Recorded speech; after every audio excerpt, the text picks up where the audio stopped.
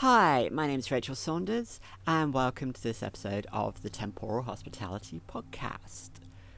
If you like what you hear, please subscribe, hit that bell, and check out the link below for the script with all the sources in. On Sunday, January the 1st, 1933, people awoke to an uncertain world. In Leicester, John Kingsley Orton is born, while in Nicaragua, American Marine survivors from the previous day's ambush are being treated. Financial depression gripped the world's markets as the aftershocks of the 1929 Wall Street crash have seen the American and then other leading countries introduce tariffs and call in loans to cover financial shortfalls. America, Germany, Britain, France and the other leading powers were wary, though hope hung in the air that the worst of it could be put behind. In America, the nation waited for the lame duck Herbert Hoover to be replaced by recently elected Franklin D. Roosevelt, while in Germany, leading industrialists were unhappy with the state of German politics. The Soviet Union began its second five-year plan, seeking to double its gross national product and edge closer to the industrial output of other leading nations. Stalin implicitly approves of harsher measures to force Ukrainian farmers to hand over any remaining grain they have. Much has been written about the Nazi rise to power over the first 3 months of 1933, though, as I will outline, what happened in Berlin was only one part of a much bigger and complex picture which gets eclipsed by the 100 days in Berlin which followed the National Socialist rise to power at the end of January 1933.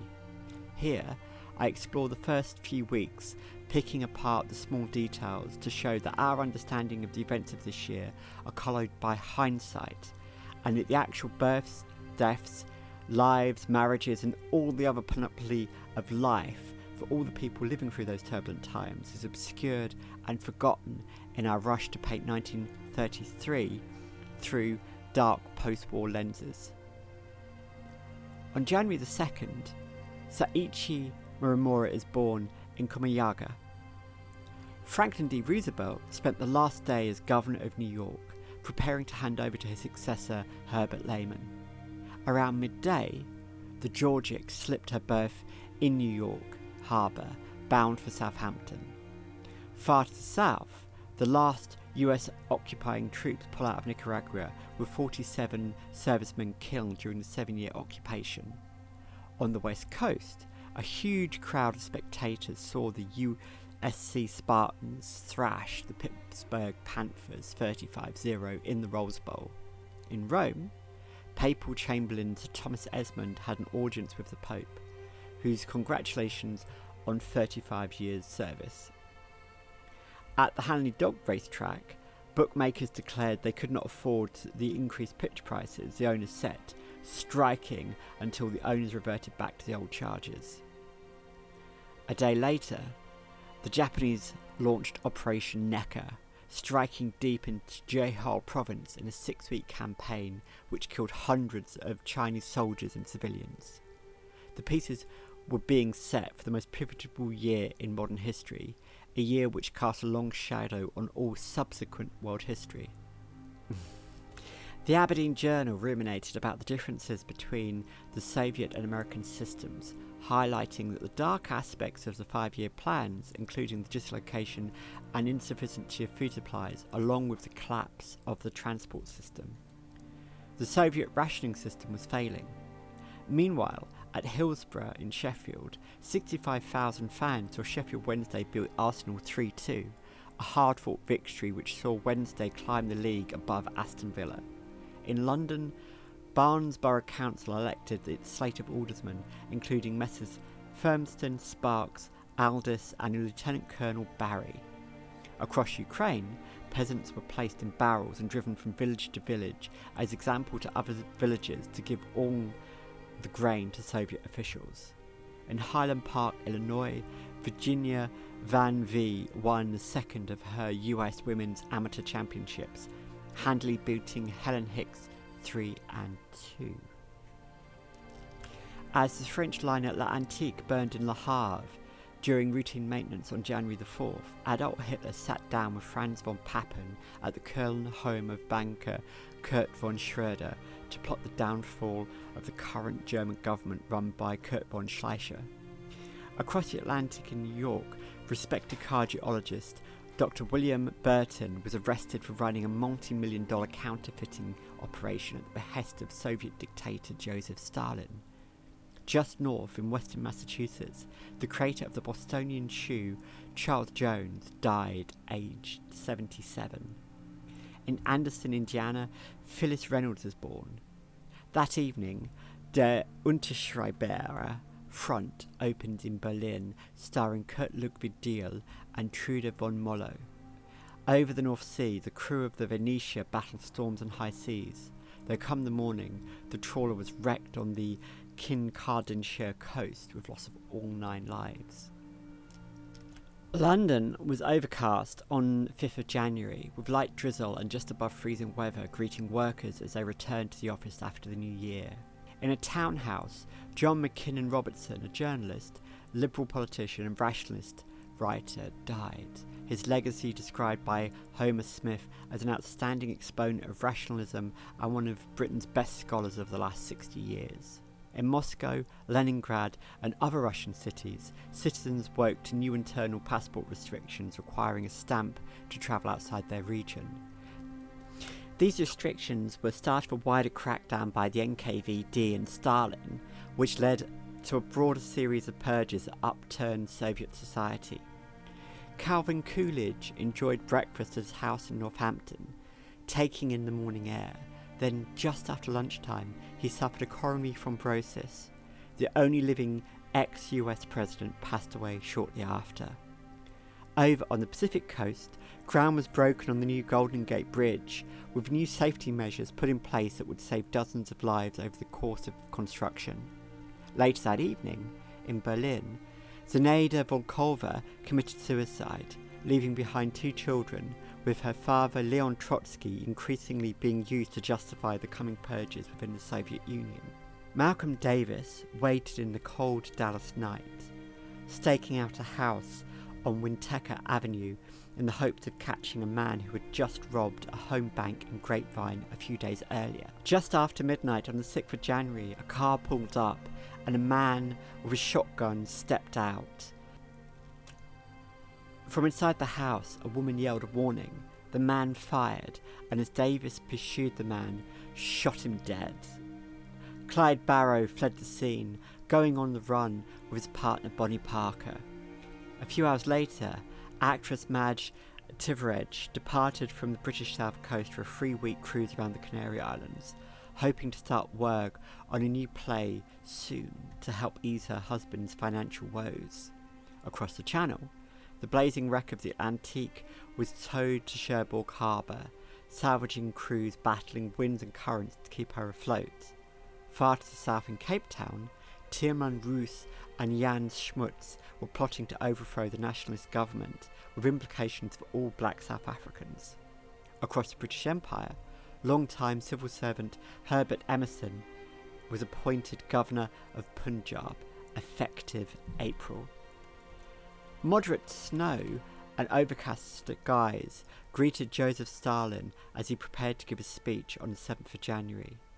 That afternoon, he addressed the Central Committee and stated that Soviet output had tripled over the course of the 5-year plan, proving that the Soviet system was better than capitalist ones.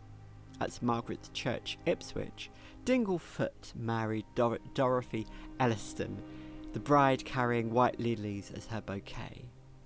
The Aberfan versus Penarth rugby match descended into a fracas as sections of spectators were not of a sporting nature, leading to a war between the 2 rugby clubs. Over at Hamworth Airport, Bert Hinkler readied his de Havilland Puss Moth, packing all the supplies he needed for his attempt to break the record from flying from the UK to Australia. As he took off into the gloomy skies, he took one last look at the city below and headed towards the Channel. As he flew over Paris, Parisians were enjoying Harry Baffour in Criminel, the latest film from Jack Forrester. Over breakfast, subscribers to The Atlantic read David Friday's outlining why the American economy was in such dire straits, connecting the dots between the economic behaviours of Britain, France and Germany to America's ongoing depression. Washington DC was cold on January the 8th, and at the Capitol new congressmen were sworn in. Democrat J. Buell Snyder stood up and took his oath of office, becoming the representative of Pennsylvania's 24th Congressional District. Off to one side, his defeated Republican opponent Samuel Kendall walked slowly back to his office, took a gun out of his desk, and died from a single gunshot.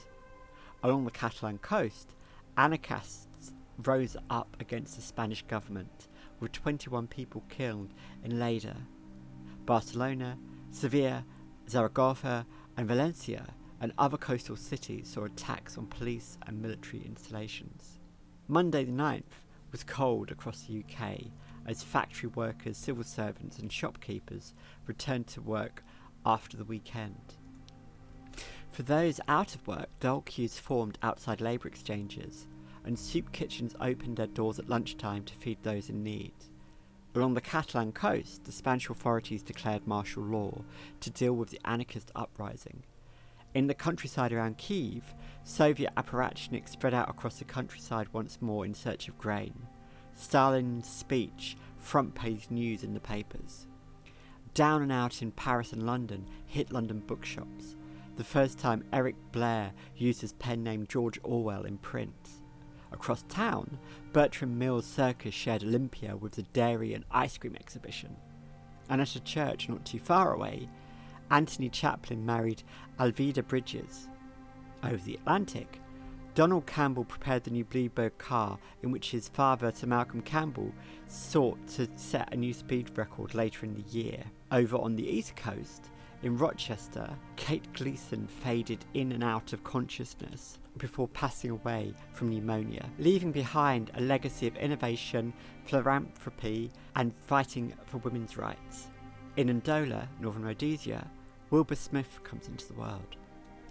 The frigid, cold air hanging over Helsinki was rent apart around midnight as a Helsingfors barracks exploded, with firefighters desperately trying to put the flames out in the early hours of the 10th. A few hours later, Olney Rugby Club and Bedford Football Club founder Herbert Booth passed away. On Britain's south coast, Portsmouth Football Club sent several of their influenza-stricken players to the Isle of Wight in the hopes the recuperation would help the squad in time for an away trip to Grimsby on Friday. In London, former governor of British Honduras Sir John Burdon passed away, having started a career as a private in the Manchester Regiment. Penarth lodged a complaint about the conduct of Aberfan spectators, seeking to cancel future matches between the two clubs. Fresh riots broke out in Catalonia, as at least 15 people had been killed so far in anarchist violence, while in Friedrichshain a communist meeting was stormed by 400 National Socialists, resulting in a street brawl which injured many. Berlin on January 11th was barely above freezing, Tempelhof Airport recording temperatures as low as -9 degrees Celsius. To the south, in München, explorer and journalist Hugo Zerler passed away in his sleep.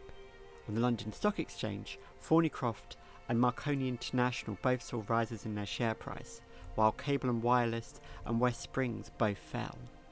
Elsewhere in London, at the Central Criminal Court, Kenneth Graves Hewham was found not guilty of misusing money given to him, while George Astridge was found not guilty of stealing a car. In Catalonia, anarchists seized control of Casa Viejas. That evening, Was wiesen den Mahner, starring Tony Van Eyck and Hans Rauserwater, opened across Germany. A resolution was introduced in the Senate to provide a $500 a year pension for Grace Goodhue Coolidge by Senator Warren R. Austin.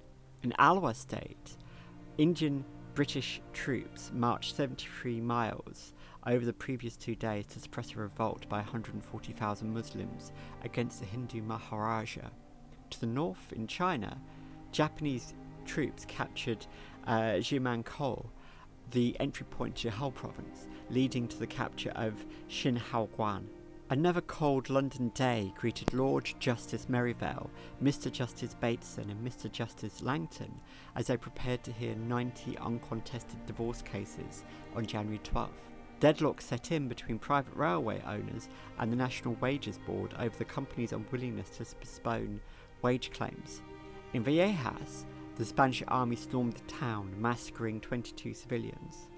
Moscow saw the Communist Central Committee pass a resolution for a massive purge of the party, resulting in over 1.1 million people being expelled by the end of 1934. That evening in London, filmgoers were treated to tests of the Storm Country at the Gaumont Palace Peckham and guilty or not guilty at Gaumont Palace Streatham. Cries of a newborn baby rang through the Vrana Palace in Sofia on 13th of January as Tsaritsa Iona gave birth to a daughter, Princess Marie-Louise of Saxe-Coburg and Gotha-Kahari. In Washington, an overcast day saw the House of Representatives override a presidential veto to pass the Philippine Independence Bill. Another casualty of influenza passed away in Gloucester. Lionel Hedges was a well-known cricketer who had played for Kent and Gloucester. In Stoke-on-Trent, leading British mining expert Albert Henshaw passed away, while a press release for the Japanese embassy in London declared that over 200,000 rebels in Manchur Coal had been routed over the last 6 months. West Ham United mourned the death of their former manager Sid King by suicide. A fire ravaged the Soviet steamship Sakhalin in the Okhotsk Sea, claiming the lives of 200 passengers and crew. West Ham United played their cup tie against Corinthians wearing black armbands in honour of Sid King on January the 14th. In Romania, a week of turmoil is brought to an end as Vedar Vovet is appointed Prime Minister. French authorities raid the freighter Théophile and seized £200 of opium. In a sign of things to come, Germany releases audience figures showing that over 4.3 million Germans now listen to the wireless. The Laurentic left Liverpool bound for New York, conveying £1.5 million worth of gold bars to pay off a portion of Britain's war debt to the United States. At Brompton Church, Ludovic Foster married Pamela Wilberforce, whose large bouquet of roses featured prominently in the photographs. Down on the south coast in Plymouth Sound, a naval launch wandered into the path of an RAF flying boat during takeoff, causing it to crash, killing leading aircraftman A.D. Slater. Along the coast, E. Moore was appointed Canon of Winchester Cathedral, taking up the position following the resignation of H. Le Messier. Susan Sontag is born in New York on January the 16th, a daughter of Jewish emigres. January 22nd saw Stalin sign a secret decree restricting starving peasants from travelling outside of Ukraine, leading to excess deaths over the course of 1933, to the tune of some 1.5 million people. On January 20th, the Soviet leadership issued a decree replacing the former practice of requiring a percentage of grain produced with a flat rate.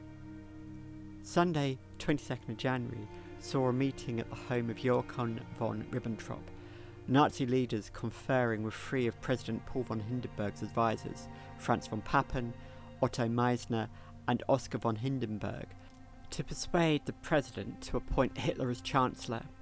On the same afternoon, Stalin issued orders preventing peasants from fleeing the famine in Ukraine, with all rail tickets haunted and barricades erected to keep peasants from exiting their districts. Bertram Mills Circus closed on the 25th of January after a 4-week run at Olympia, with the cricketing elephants heading to pastures new. And in Chatham, Lady Trierwit laid the keel plate for the new HMS Arethusa. In a desolate patch of Nova Scotia, Alden Nolan is born.